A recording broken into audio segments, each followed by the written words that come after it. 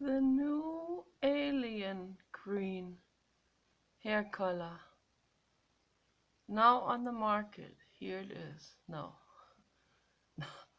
this is Flarp. And this is a naturally occurring pigmentation that occurred through gray hair and hydrogen peroxide spraying. It is a bizarre but wonderful development. I kind of like it. A little blue in here and green on the top. And I like it.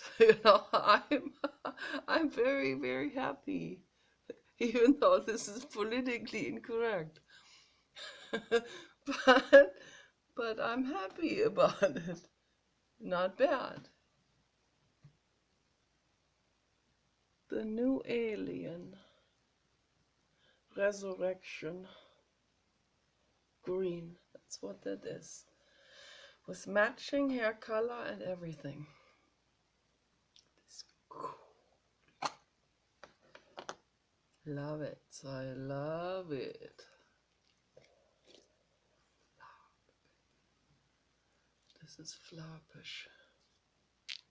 And I love it. I absolutely love it. Look at that amazing, amazing color.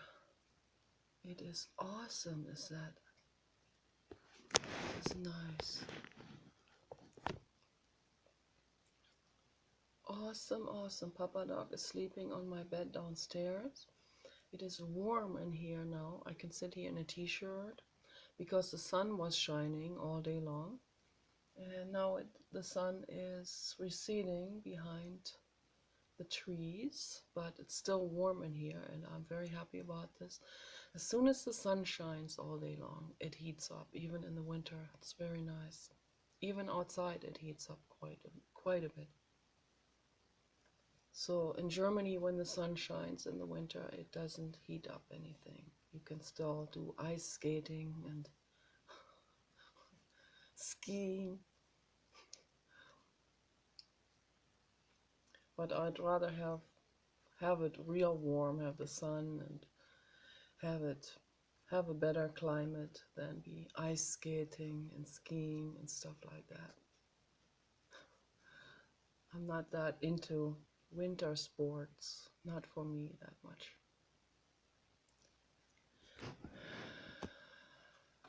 Not into sports in general.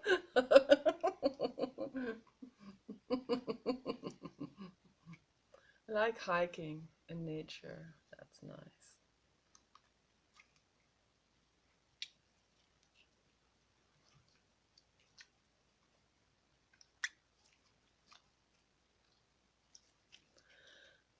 I'm definitely into those kind of ghost greens. Oh, they are delicious. Delicious ghost greens. And the cedar tree during the summertime, the outer shell of the leaves has quite a bit of a ghost green, and I love it absolutely. It's gorgeous.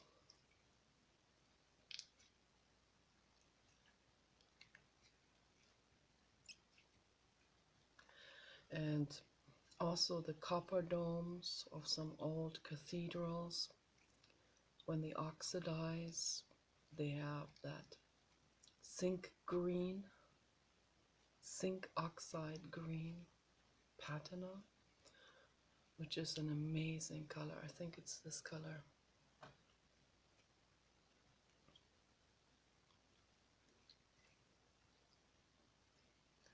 And this is the color of some leaves. Some summertime greens. And this is the color of old hair.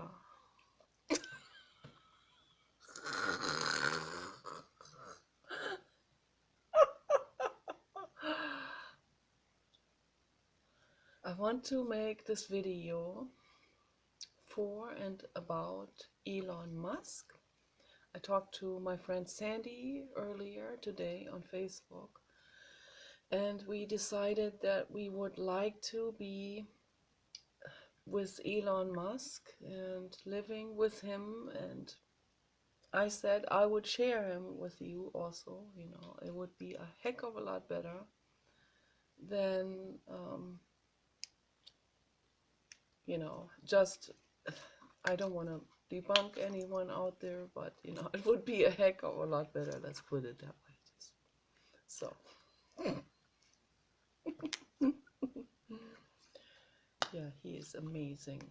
So, and Sandy and we could help improve Elon Musk's life.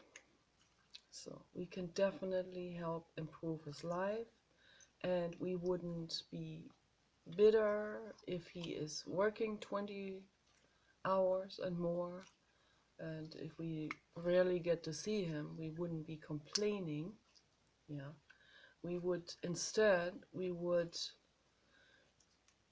Sandy and we can entertain each other. We can do animal rights together, we can pet the papa dog together, we can go shopping together.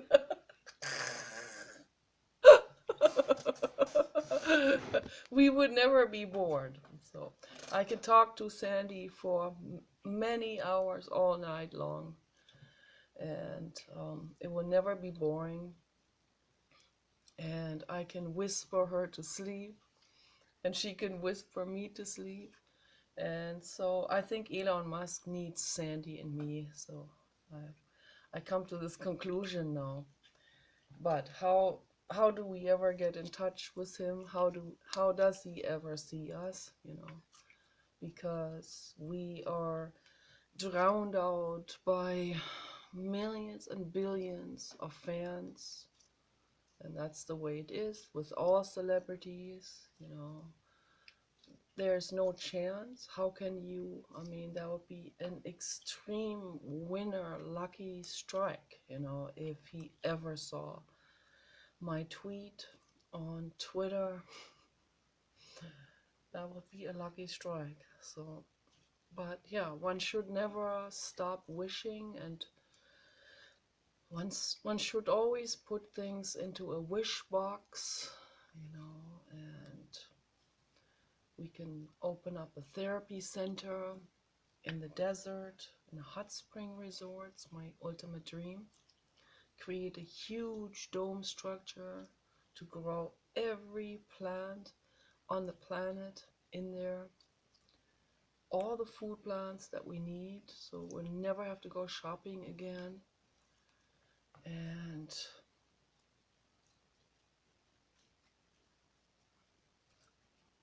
that's really awesome. You can already do this in a tropical zone, as Olivia Kisper made a video about this, how she lives, and she just has to step out of her house or reach through the window and grab herself a mango or a shampoo flower.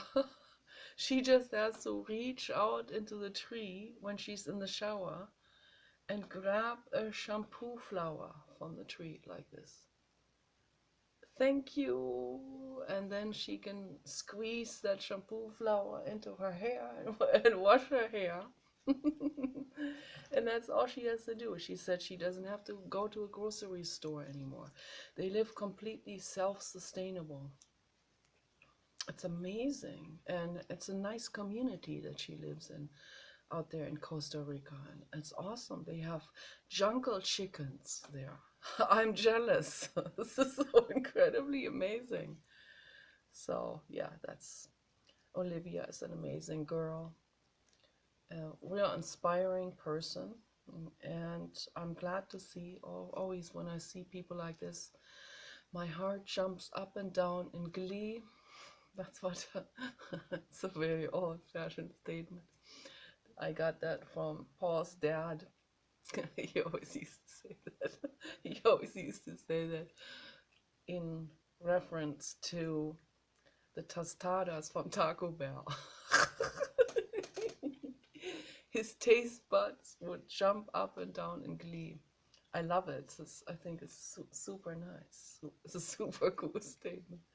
So I had to adopt it. I proliferate this now into the future. It's nice. So there are some old-fashioned things that I like, including some certain wordings and words. And some of them are nice and some of them are not so nice, so we have to be careful. The word herrlich in German, that has to go into the recycling bin.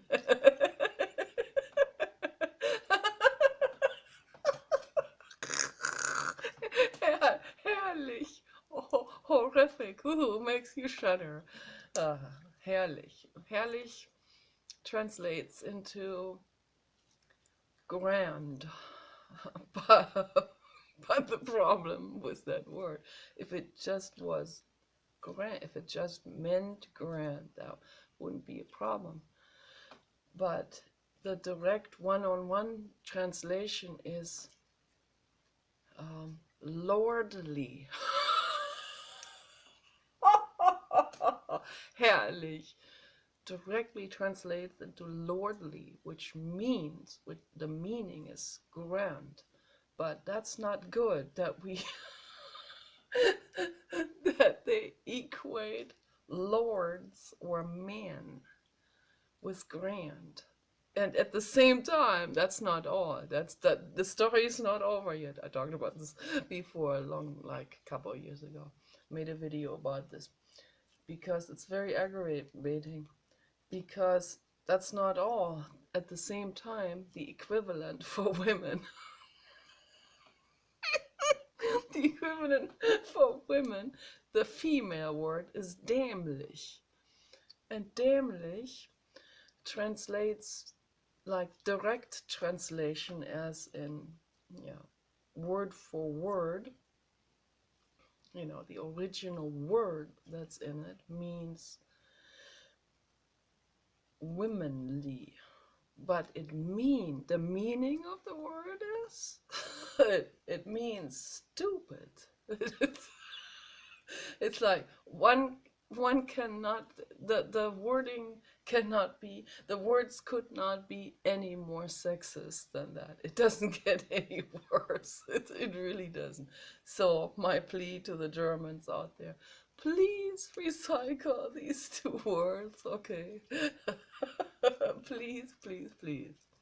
So, but anyway, Elon Musk is a Buddha level soul. The horse I saw yesterday, the therapy horse, is a Buddha level soul, and Bomjan, a Buddhist monk, young kid in his 20s, is a Buddha level soul. So far I detected 3. Now, I don't know if they're the only 3 or there may be more, but when I saw the horse, I knew right away, this is it. This is mega. That is a soul that is very close to nirvana, which means that's how I see the word nirvana, and I think that's what it also is meant to be in Sanskrit. Nirvana, merging into the infinite cosmos, merging back into the infinite cosmos, becoming one with it, being part of it, but merging completely, being like something merging with this. You don't know where to, you don't know how to extract it back out because it has merged completely. It has, the particles have merged from my rooibos tea that I had to squeeze earlier.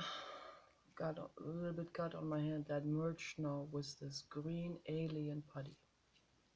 It absorbed it into there's rooibos particles in it. And everyone's hand that has touched the rooibos leaves that collected the rooibos leaves is now embedded into this thing.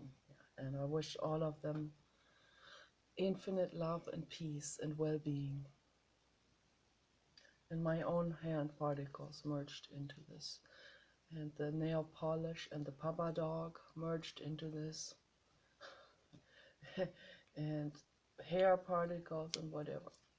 So in the same sense, the horse is very close to merging the soul of the horse, not the horse itself.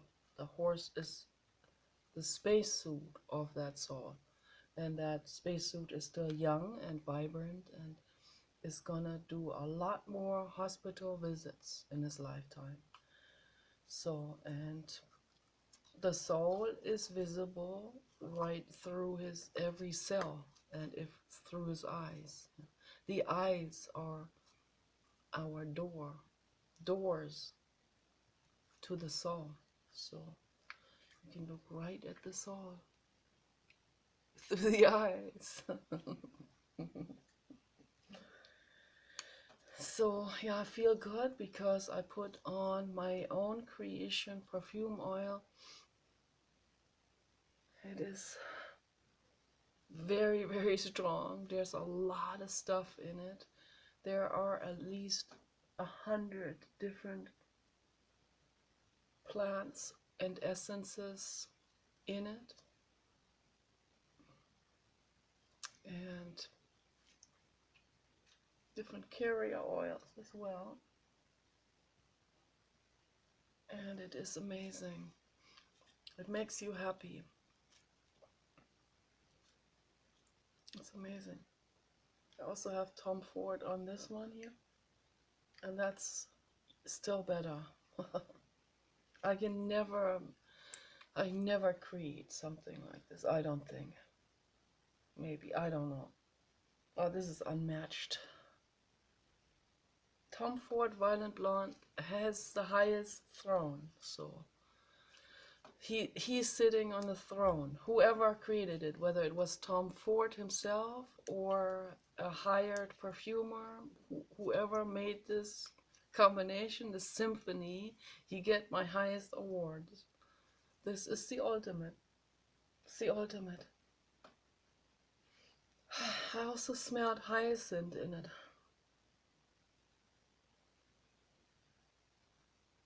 A little bit of hyacinth. Amazing, incredible. I think some tulip as well. And this here, love for Mother Earth, my own creation. This is just a huge, huge, huge conglomeration. Randomly mixed conglomeration of amazing things. Amazing, very, very amazing. There's even a little bit peppermint in it. It's all mixed together. Peppermint and orange, not such a good combination, I noticed. No, it doesn't go so well together, but I still love it. It's still amazing, really, really amazing. There's amber, resins in it, and tree, and all kinds of things. So yeah, the horse's soul is very close to merging with the infinite cosmos. Okay, the horse's soul is the most advanced from all souls under Kenny Redwood. So Kenny Redwood is the highest because Kenny Redwood is the infinite cosmos. So I know a lot of people, they shake their heads over this. It doesn't matter. You know, we can, at least, the least I'm asking is that people smile about it. They can even make fun of it, you know, if that helps. So, but, you know, no need to get upset about it. It doesn't pull the fundamentalist rug out from under people's feet. You know, it leaves room for everyone's reality, you know, their own reality. And that's what Sri Krishnamurti and Dr. Parshari and Dr. David Bohm are discussing in the Brockwood Park Conversations from 1975, is that reality is just reality. It is not truth. So reality is that what we create here, you know, that's the 3D that we work with, you know, the materials, the measurement. But is that truth? No, it's not truth. It's reality. Reality is not truth. So is imagination truth? It depends, you know. It depends what we imagine. If we imagine things that are in the realm of reality, in the field of reality, in the field of measurement, that's not truth. But if we imagine something, let's say a unicorn, that is all about giving and love and just nurturing, that's truth. So yeah, it's quite reversed. People on mushrooms know what I'm talking about. I don't need mushrooms to talk about this. So I never took mushrooms or any hallucinogenic, the stuff that people know, you know. So I have experimented, but that was a Russian roulette suicide attempt. Experimented with different leaves from outside, and oops, there was something among them that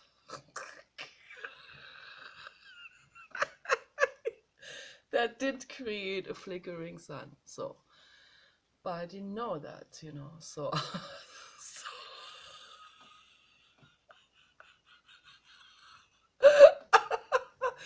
but that's not what made me the way I am, you know. Just in case someone is wondering.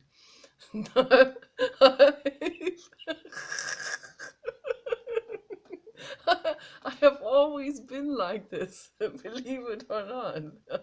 Believe. I've always been, ask my brother, I've always been like this my whole life.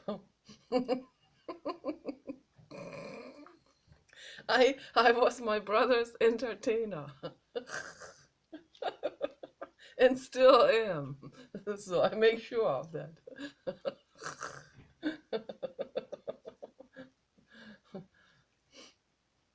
And that state of mind is truth.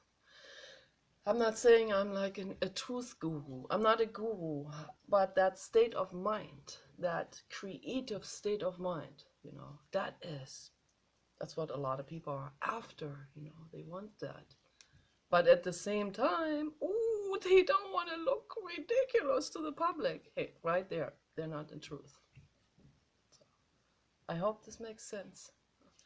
Jonathan Mese, the artist, he's a god level, so very advanced. I see him. He's my main philosopher after Jiddu. Jiddu is always on the top. The Gautama Buddha, of course. But Jonathan Mese comes right after the Buddha in terms of philosophy. Jonathan Mese is on the level of Friedrich Nietzsche, and maybe more, I would say more advanced, of course, yes. And Jonathan Mese said in one of his presentations in front of thousands of people, he said, even had a microphone there and was sounding into the entire auditorium. He said, in order to become a real artist, which he is, he's among the top 100 modern artists, the most looked for, the most celebrated top 100 modern artists in the world right now. And he's amazing, and his art is is very much belly art, very, very intuitive stuff. So it's not, he doesn't work on that for months and months as I do. It's very different. So it's scribbled out. but I still, I totally support it. Totally, because it does come out of the belly, just like a child paints, like I used to paint in the past, or more on that order. So, but to me, he's a real grand philosopher, and he said in front of that audience, if you want to become a real artist, because a lot of people are seeking this, if you want to become a real artist, you have to first go through the valley of ridicule. And what does that mean? That means that I do things that are politically incorrect, that are socially incorrect, that will be laughed about, that will be made fun of, that will be looked down to, that will be snubbed, that will make people mad. And he said in one interview, he was with his mother together in front of a prison cell that he created. And in that prison cell is basically humanity. Humanity is in a prison. It's a very good statement. So he has all kinds of dummy dolls in there, shopping, clothing, window store dolls, and he's decorated them with different things. And he has stuffed animals in there, and I guess there are dummy dolls for lingerie or something with real big boobs. And interesting that the mother was not okay. She didn't think that was cool. That same with my mother. They're both from the same generation. They're like a very past generation. The people that were born in 1934. So so they're not on board with all of that sexual freedom and all of that. So, and they have sometimes they fight sometimes, he and his mother, but not as, they don't fight as bad as my mother and I did. So they're real good teamwork. So she is his manager and right hand, and he knows that he can trust her, of course. So, and it's wonderful. And he said to the interviewer, and it was an interview from the United States, I think, because he was speaking English, and he said sometimes there are people that come by this exhibition of his work, and they come by this prison, and they stand there with a completely, not just with a straight face, but with an angry face.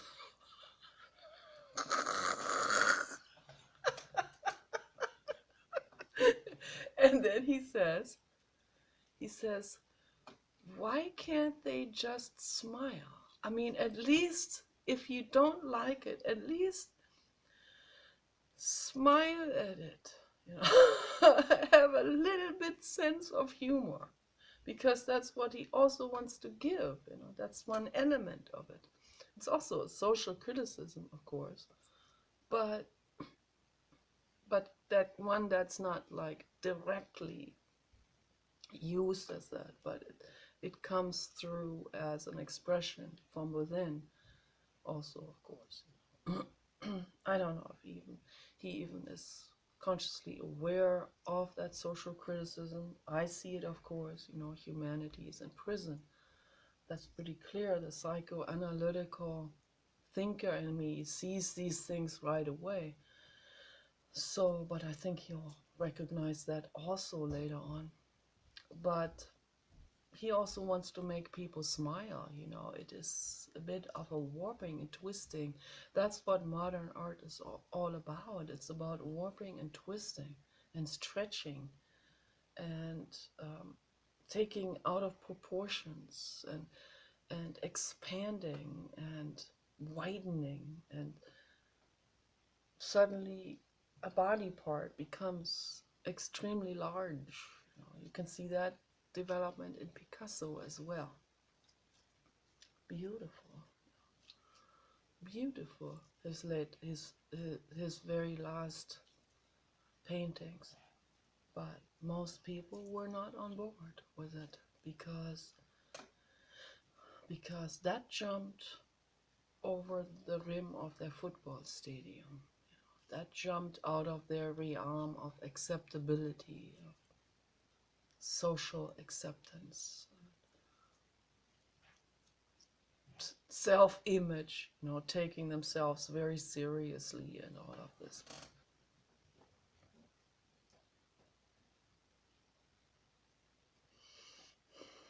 So if we want to be a real artist, we have to let go of all of those self-images, of the pride, of the shame.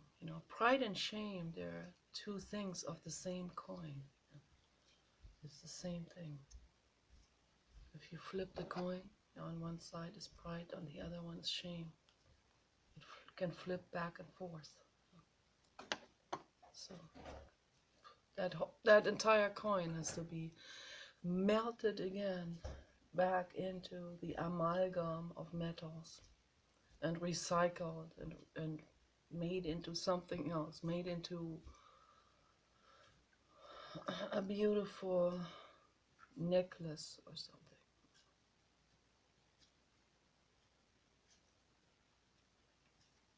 Or into a ring. So, yeah, recycle that, recycle these concepts of shame and pride. And if we do this, if we recycle this, we really recycle this. I know it's not that easy, but if we really recycle this, there's no more problem. I can go out there among people. I used to be afraid of men staring at me. It was very scary for me because I never knew when I was a teenager. I didn't understand why they would look, why they would all be staring like this. And then I would feel like it would haunt me into my deepest dreams at night. Dreams of being naked and in public and feel like they have X-ray eyes or something. And I felt insecure. I felt like now I have to I have to meet their expectations or something. And what if I don't? Oh my gosh. Then fear of the fear comes up. And what if I fall? What if I walk funny or something? What if? So I get really scared. It's also an old trauma from childhood, that docks onto this. That's why it becomes extra difficult to deal with later on, when those things become triggers, when they trigger the old childhood pain, and then that trigger becomes a trauma by itself, and then it becomes compounded and compounded and compounded. The fear of the fear, the compounding of the trauma, and then the compounding of the fear, and then the escape mechanisms that will also start compounding and piling, and we build up layers over layers of defense mechanisms and coping mechanisms. So we can peel all of these layers, all of this entire conglomeration.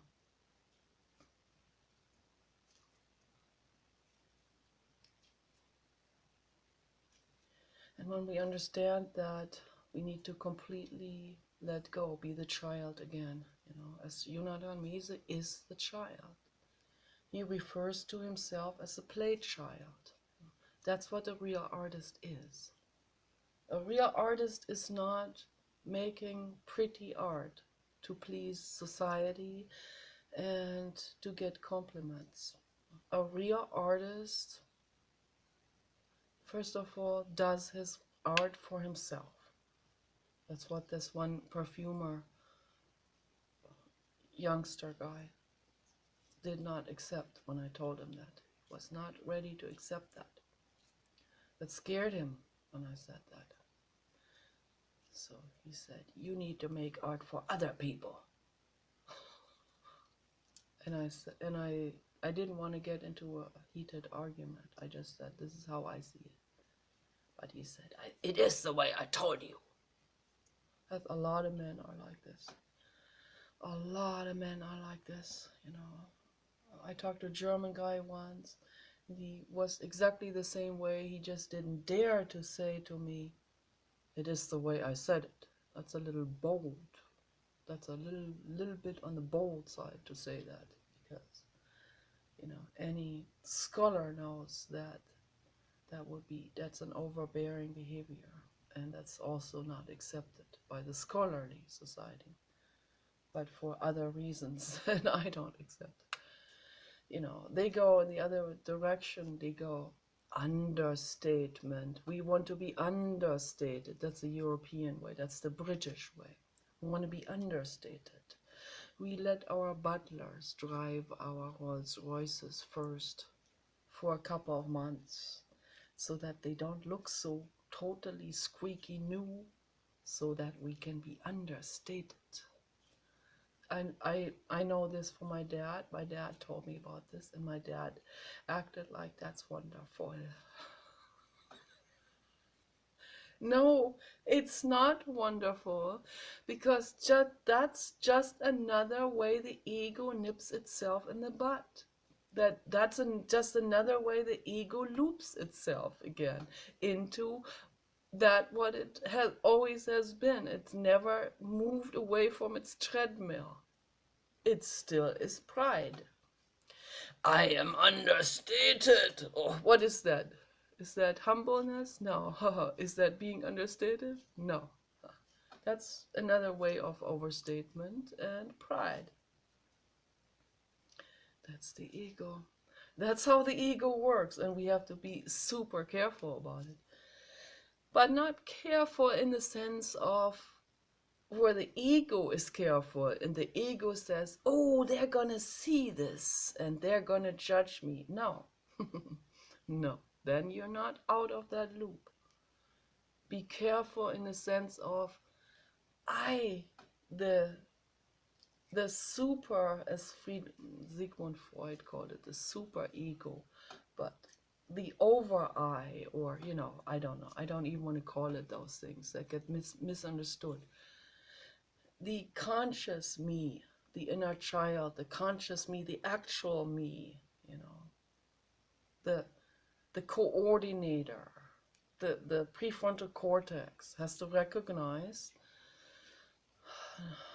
the one that's not working with the ego, you know, the rational sense. That has to recognize this mechanism. Oh, I did this again. Okay. So, oh, how do I, okay, now mindfulness. I'm gonna pay attention next time. I'm gonna pay close attention. I'm not gonna do it. I'm not gonna fall into this. Not because I want to be respected, but because I don't want to fall into the loop of the ego anymore. Okay, I don't want to become the victim of my self-defense mechanisms anymore. So in that sense, pay attention and breathe. That's the most important thing, is to breathe. I am here right now. As Thich Nhat Hanh said, you're here right now. It doesn't matter where you are. You're here right now. Breathe.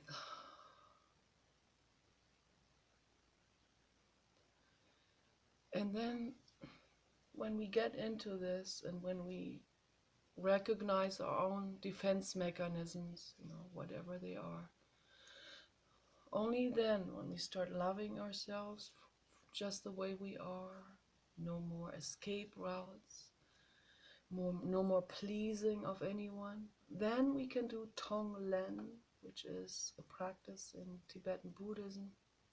I'm not into religion, but this is a good practice anyway. It's, whether it's religious or not, it's a good practice to do Tonglen. is a meditation practice of giving and taking in a harmonious cycle. Rudolf Steiner talked about this as well.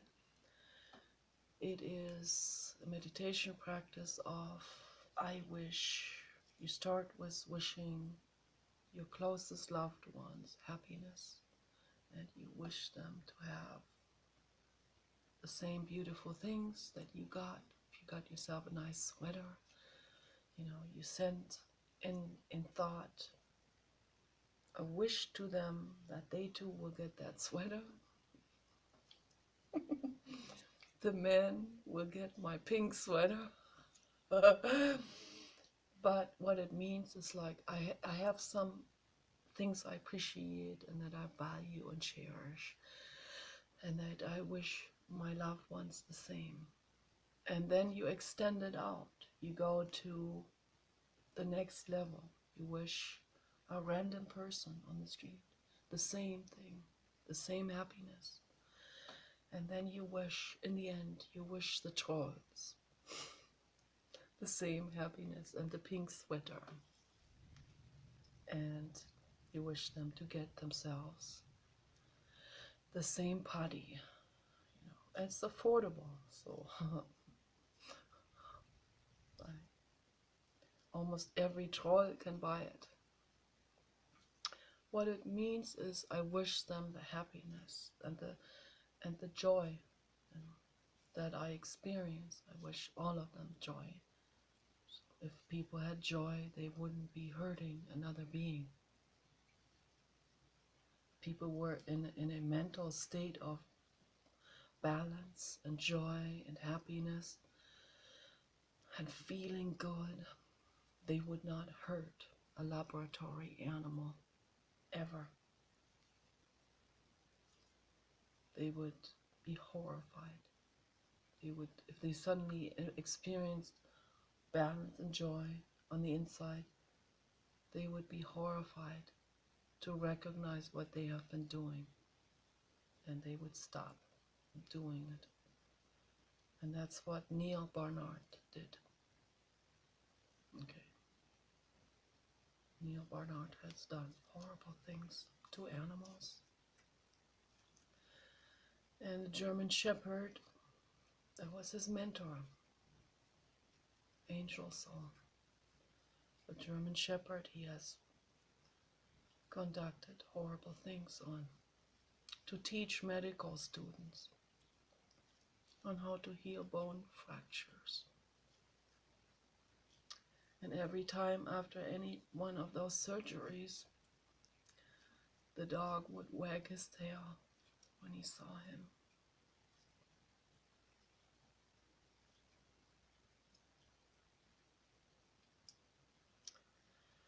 And at some point, Neil Barnard opened up to the dog, and he saw what he has done to him and to all the other animals. And he said, that's it, I'm done with it. And he quit doing it. And now he's an animal rights activist. And he is the pioneer, the main moving force in the world to bring down these animal experiments, to teach students about injuries and fractures and how to fix that. So I highly respect him for that. I love him for that. I love him for opening up to his mentor and learning from him and changing the course of his life. Okay. And that is my wish for the whole world. That's what I want to see in the whole world.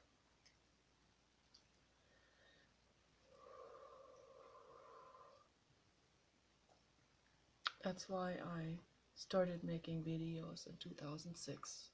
Even though in the beginning I couldn't even show myself. I was so extremely afraid. But when we practice it, yeah, we practice it, it gets better. And if we avoid things, if we avoid situations, then that too will become stronger, the avoidance. I know that from my own life. I know it from my OCD. I know it from my phobias. If I avoid it, the phobia gets worse. The phobia really wants to speak to us, and it doesn't want to be avoided. It wants to be confronted.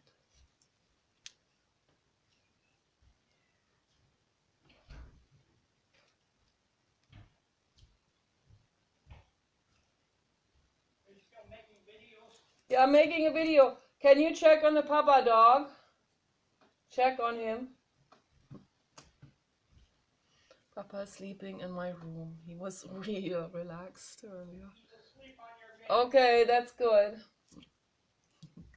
It's nice and cozy and warm in my room. And I have a memory bed from Walmart, which is very nice for heavy people. For lighter people, it's like a brick, people said. Sleeping on a memory brick. No, for me it's perfect. Yeah, I know it's a little bit condensed, but I can't afford the Swedish posturpedic memory foam mattress because a couple